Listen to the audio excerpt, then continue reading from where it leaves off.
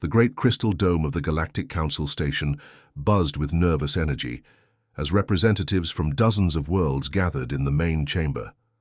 Something was wrong. The humans had called for an emergency session, but no one knew why. Ambassador Park Jinwoo walked slowly to the speaking platform in the center of the room. His face looked tired and sad. Behind him, other humans stood quietly. Dr. Kim Soo-jin with her medical files, Captain Lee Hyunwoo in his blue uniform, and several other staff members. The alien delegates whispered among themselves. The bug-like threats made clicking sounds with their sharp mouths. The cloud-like ethereals changed colors from blue to worried orange. The tall, thin Zenthari leaned forward in their seats. "Friends and allies," Jinwoo said in a clear, strong voice. "I have something important to tell you. After 200 years together, humanity is leaving the Galactic Forum. We are going home." The room exploded with noise. Aliens jumped up from their seats, shouting in dozens of different languages. Some made angry sounds, others seemed confused and scared. Council Speaker Vexa Talori stood up on her 6 legs and waved all her arms for quiet. Her purple skin had turned dark with worry. "Ambassador Park, you cannot be serious. Humans have always been our partners. What has happened?" Dr. Kim Soo-jin stepped forward, her voice sharp with anger. "What has happened? Every time we warned you about danger, you said we were wrong. Every time we asked for better defenses, you said no. You called us warmongers and troublemakers." Captain Lee Hyunwoo remembered all the meetings where humans had begged the Council to prepare for the Void Swarm. These creatures from dark space were coming closer every year, eating planets and stars. But the other species always said the same thing. Humans worry too much. Peace is better than war. The vote last month was the final proof, Jinwoo continued. Our collective defense plan, the one that could have saved billions of lives, you all voted against it. Every single one of you said no. The ethereal delegate pulsed bright red. But violence is not the answer. We must talk to these void creatures. Find peace with them. You cannot make peace with something that wants to eat you, Dr. Kim Soo-jin replied coldly. We have been studying them for 50 years. They do not talk, they do not negotiate, they only consume. In the medical center far below, Dr. Cho Mina was packing up her laboratory. For 30 years she had worked here, sharing human medicines with alien doctors. Her treatments had saved millions of lives across the galaxy. The Crimson Plague that had killed entire worlds was now just a memory because of her work. But soon, there would be no human doctors to help when the next disease came. Our evacuation ships are already on their way, Jinwoo announced. All human personnel will leave within 3 days. We will take our technology, our medicines, and our protection with us. The Zenthari delegate stood up, his tall body shaking. But who will guard the trade routes? Human ships protect 90% of our commerce. Who will staff the medical stations? Called out a small furry creature from the back. Human doctors run most of our hospitals. Who will maintain the communication systems? Asked another voice. Human engineers built half the galaxy's networks. Captain Lee Hyunwoo looked around the room and saw the fear growing in alien eyes. For the first time, they were understanding what humanity really meant to their civilization. Humans had been the invisible foundation, holding everything together. The Threx ambassador clicked nervously. Surely we can discuss this. Perhaps we were too hasty in our decision about the defense plan. Jinwoo shook his head slowly. Too late, we offered partnership, and you gave us rejection. We offered our strength, and you called it aggression. We offered our knowledge, and you called it fear. But the Void Swarm, whispered the ethereal delegate, now pulsing with frightened yellow light. Without human defenses, how will we stop them? That, said Dr. Kim Soo-jin, is no longer our problem. The human delegation began walking toward the exit. Their footsteps echoed in the suddenly quiet chamber. As they reached the doorway, Jinwoo turned back one last time. We came to you as friends 2 centuries ago. We shared everything we had, our science, our medicine, our protection. In return, you gave us suspicion and fear. Now you will learn what the galaxy is like without humanity. The great doors closed behind them with a soft hiss. In the chamber, 47 species sat in stunned silence, finally understanding what they had lost. The life support systems hummed quietly, powered. by human fusion reactors. The medical bay below waited empty, soon to be without human doctors. The patrol ships outside prepared to leave, taking with them the safety the galaxy had taken for granted. The exodus had begun, and with it, the galaxy's age of innocence was ending. 3 months had passed since the humans left, and the galaxy was falling apart.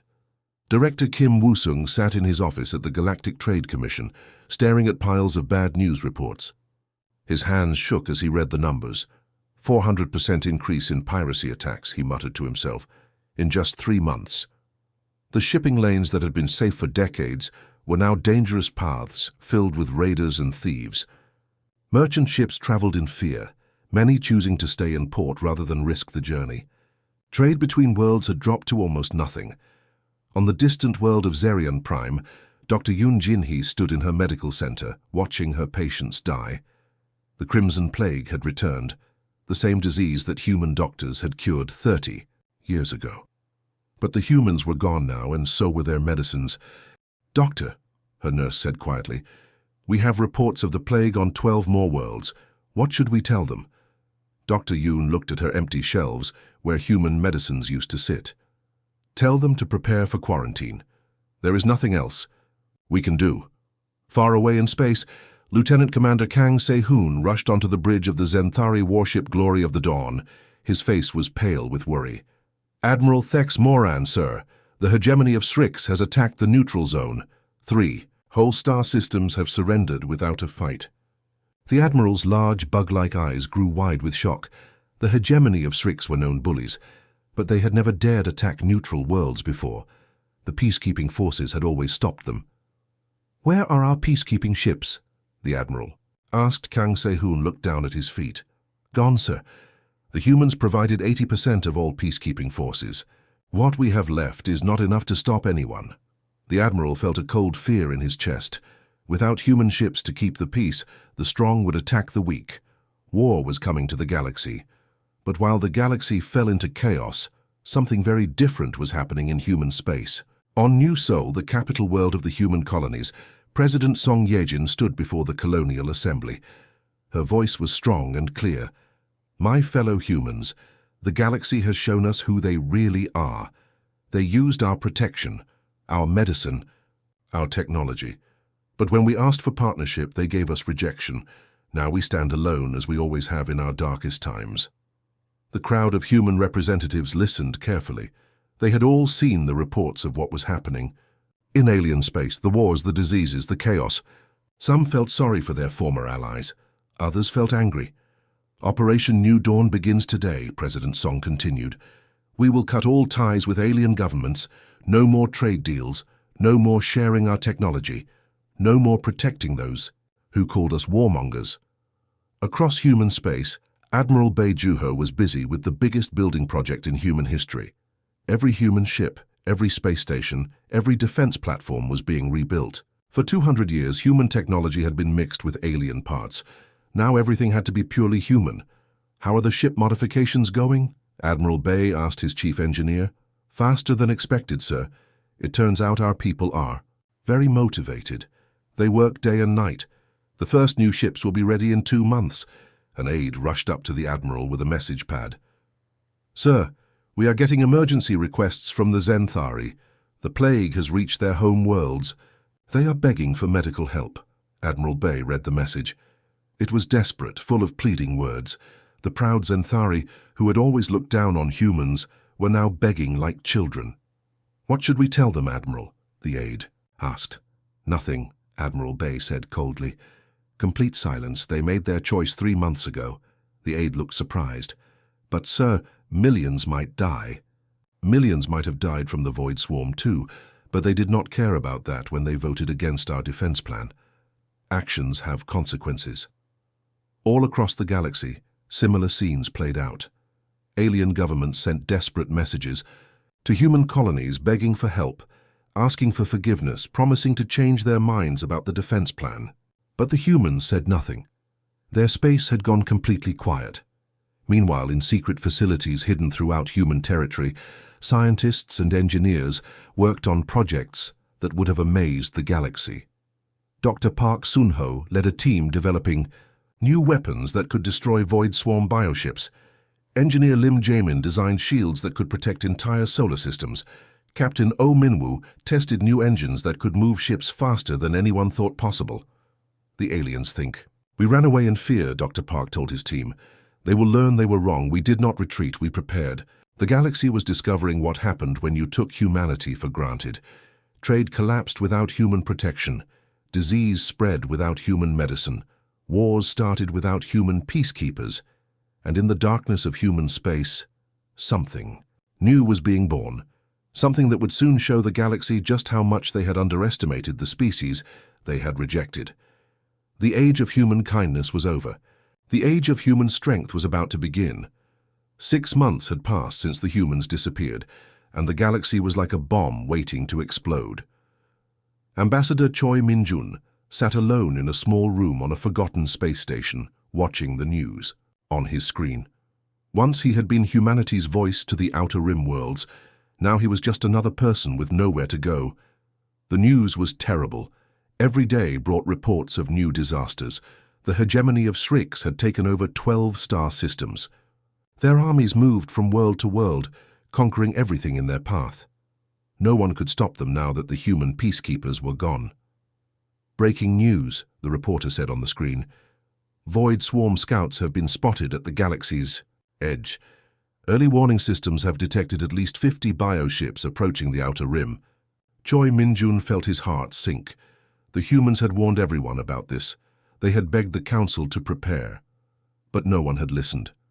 Now the monsters from dark space were coming, and there was no defense ready. Far away in deep space, Captain Yang Dong-hyuk floated in his research ship, listening to radio signals from across the galaxy. His job was to monitor communications, but all he heard now were cries for help. Captain, his communications officer said, another message from the Zenthari government. They are offering to give humans 3 seats on the Council if we return. Yang shook his head. Any response from Earth? Nothing, sir, same as always, complete silence. The officer looked confused. But, sir, they are promising everything now. Free trade, shared technology, even military cooperation. Why do our leaders not answer? Yang stared out at the stars. Because promises made in desperation are not worth much. They had 200 years to treat us as equals. They chose not to. On the planet Zenthari Prime, explosions lit up the night sky. General Vexkalar ran through the burning streets with what was left of his army. The hegemony forces had landed 3 days ago, and his defenses were crumbling. General, his aide shouted over the noise of battle. We need to retreat to the southern city. Our lines are breaking. Vexkalar remembered the human advisors who had once helped plan his defenses. They had pointed out every weakness, suggested every improvement.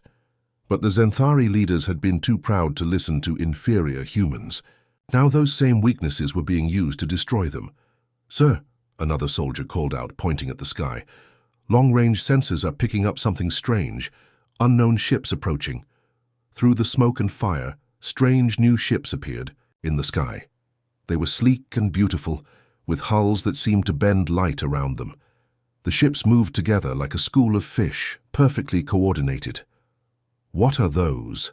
Vexkalar whispered. The mysterious ships hung in the air above the battlefield. They did not attack, they did not help, they just watched.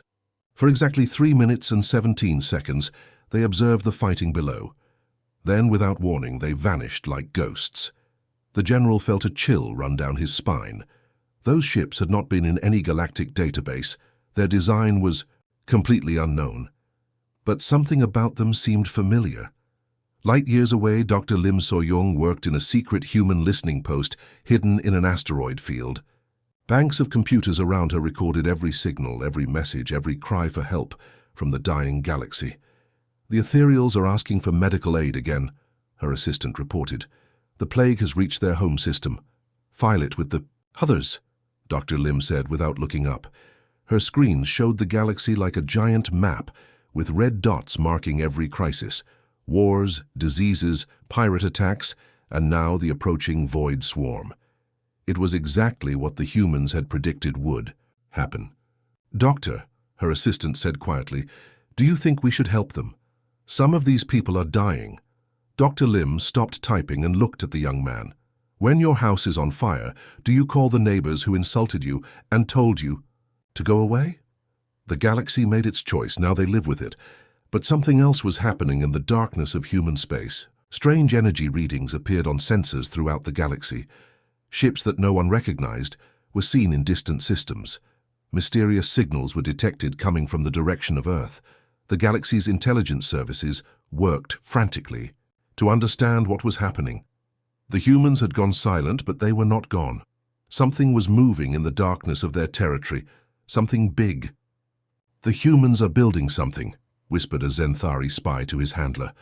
"My sources say there are massive construction projects happening throughout their space. Ships, weapons, things we cannot identify." The spy's handler felt afraid. What kind of things? The kind that make our best technology look like children's toys. Across the galaxy, the same rumors spread. The humans had not run away in fear. They had withdrawn to prepare. And now, as the galaxy fell apart, strange ships watched from the shadows. Ships that appeared and disappeared like phantoms.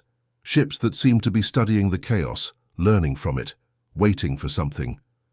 The Watchers had become the Watched. And the galaxy was beginning to understand that their abandoned allies had become something far more dangerous than anyone had imagined. The quiet of space was broken by a sight that filled the Xenthari system with terror. The Void Swarm had arrived. Not as small scout ships this time, but as a full invasion fleet. Over 200 massive bioships appeared at the edge of the system, their dark hulls pulsing with evil life. Admiral Zhou stood on the bridge of his flagship, looking at his small fleet of 12 ships. His compound eyes reflected the hopelessness of their situation. 200 enemies against 12 defenders. It was not a battle. It was a massacre waiting to happen. "All ships, prepare for combat," he ordered, though his voice was heavy with sadness. "We will make our stand here."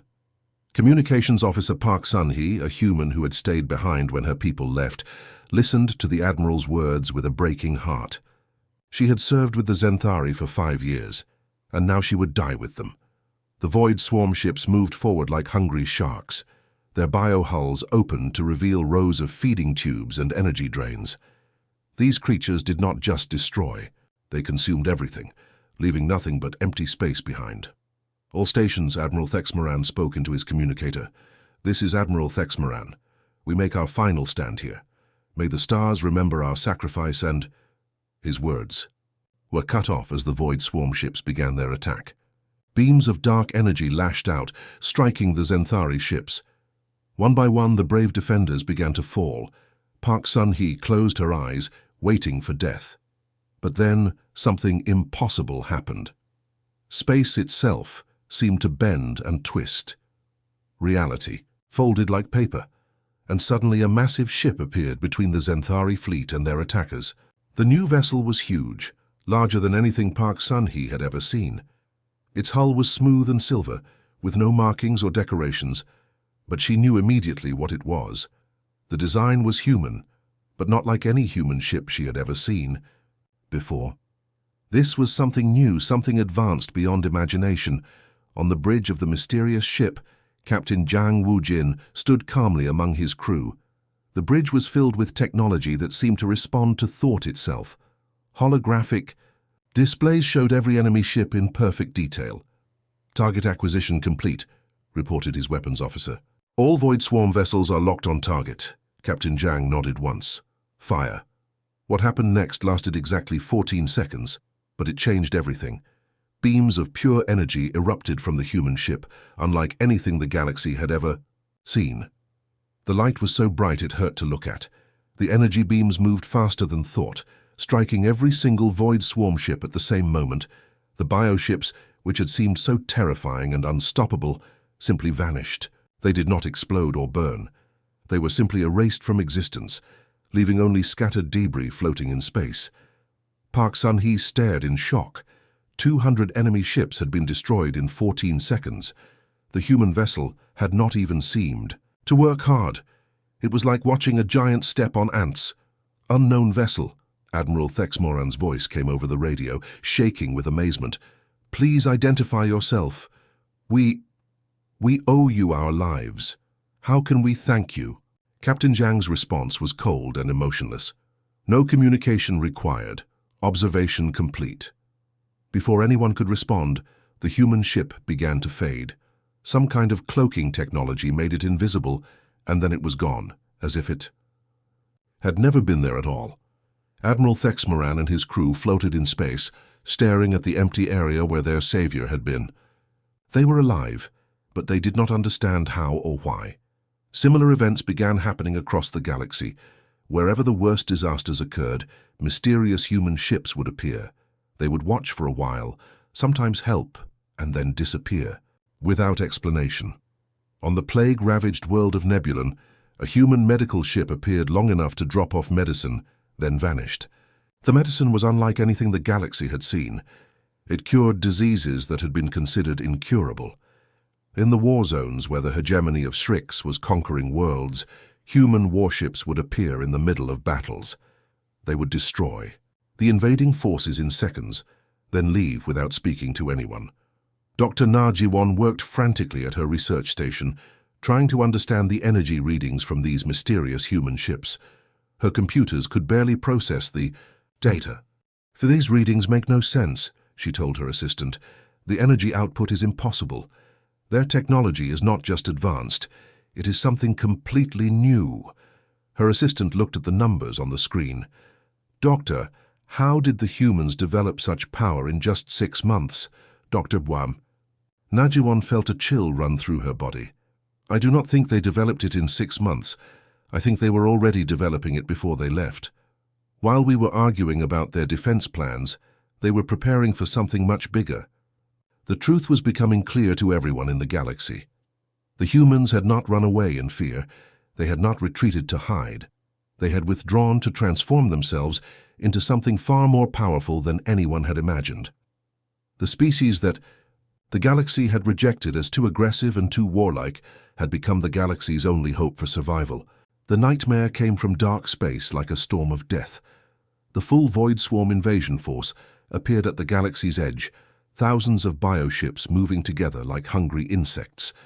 Their dark hulls blocked out the light of stars as they spread across the outer rim worlds. Within just 3 days, 7 entire civilizations were gone. The swarm consumed everything: planets, moons, space stations, and all the life on them.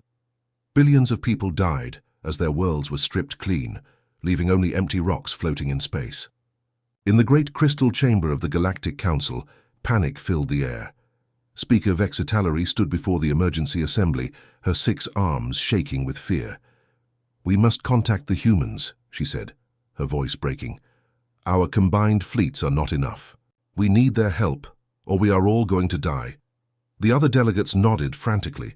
The proud species who had rejected humanity's warnings now begged for their return. Messages were sent on all frequencies, calling for the humans to come back to the forum. Far away in deep space, Communications Officer Shin Tai-hyun sat at his monitoring station. He was one of the few humans still listening to galactic radio signals. When the desperate messages arrived, he felt both sad and angry. "They are begging now," he told his captain. "All frequencies are full of pleas for help." His captain shook his head. "After a year of silence, now they want to talk." The answer came, but not from Earth. Instead, a massive structure appeared at the galaxy's edge, a space fortress so large it made entire fleets look tiny. It was clearly human, but built with technology beyond anything the galaxy had seen before. On screens throughout the galaxy, President Song Ye-jin's face appeared. Her expression was cold and hard, showing no mercy for the species who had rejected her people. "You call for help now when your worlds burn," she said, her voice carrying to every corner of the galaxy. "You remember humanity now, when death comes to your door." She paused, letting her words sink into the minds of the terrified aliens watching. "The Interstellar Diplomatic Forum is dead. It died when you chose pride over preparation, when you chose politics over protection."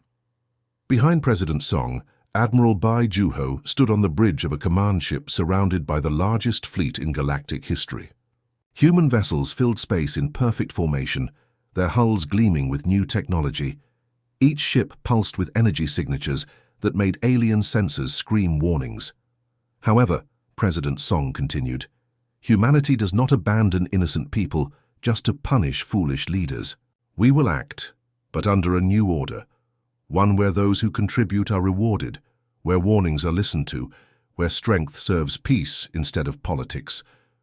The alien delegates watching felt hope mixed with fear. The humans would help, but everything was going to change. Fleet Admiral Oh Seung-min commanded the human armada as it emerged from the darkness between stars. Ship after ship decloaked, revealing the true size of humanity's transformation. These were not the same ships that had left the galaxy a year ago. These were vessels of war beyond imagination. All Void Swarm forces, Admiral Oh's voice boomed across space on every frequency, you now face humanity. We do not retreat. We do not surrender. We do not fail. The final battle began across a dozen star systems at once. Human forces engaged the Void Swarm with weapons that had been just theories before humanity's exile. Energy beams that could destroy entire fleets struck from impossible distances. Shields that could protect whole planets deflected the swarm's attacks. The bioships that had seemed so terrifying were cut down like wheat before a scythe. Human technology, developed in secret during their year of isolation, proved far superior to anything the swarm possessed. Captain Kim Dae-ho led his squadron through the heart of a swarm formation, his ship's weapons firing in perfect rhythm. Target the feeding nodes, he ordered. Cut off their ability to consume energy. Around him, other human ships moved like dancers in a deadly ballet. They had trained for this moment, prepared for this enemy, while the rest of the galaxy had argued about politics. On the planet below, alien civilians watched the battle in the sky with amazement. The humans were not just fighting, they were winning. The unstoppable Void Swarm was being destroyed by the species the galaxy had rejected. As the tide of battle turned in humanity's favor, President Song's final message echoed across all frequencies. The old forum is dead. What rises from its ashes depends entirely on what you choose to build with us, or without us. The meaning was clear. Humanity would save the galaxy, but they would not return to the old ways. The species who had dismissed them as warmongers now watched in awe and terror as those same humans became their only hope for survival. The galaxy would survive, but it would never be the same. The age of alien pride was over.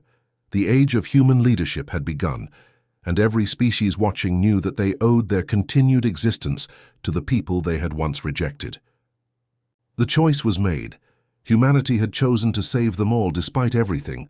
Now the galaxy had to choose what kind of future they wanted to build together.